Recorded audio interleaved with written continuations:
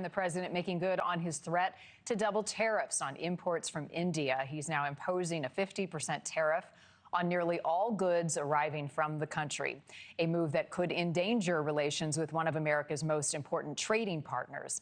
In addition, it may hike prices on a lot of the products you and I buy, like gold, silver, or diamonds. NewsNation's Libby Dean joining us from Washington with the latest on this and the reason behind this hike. Libby, good morning.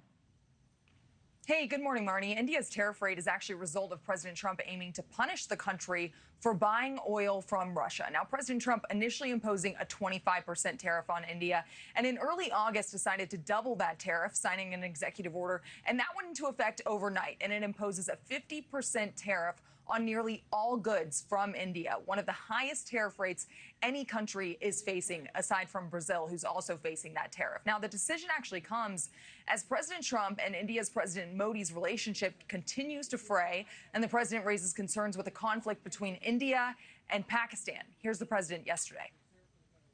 I don't want to make a trade deal. No, we want to make a trade deal. I said, no, I don't want to make a trade deal with you. You're going to have a nuclear war. You're going to put tariffs on you that was so high, I don't give a damn. Your head's going to spin.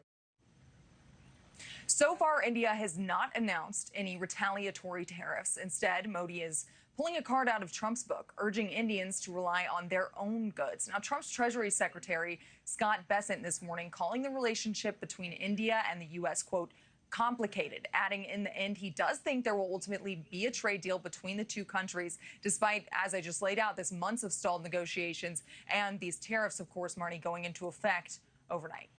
Thank you for watching. Subscribe below and download our NewsNation app right now on your phone, and you will get fact-based, unbiased news for all Americans.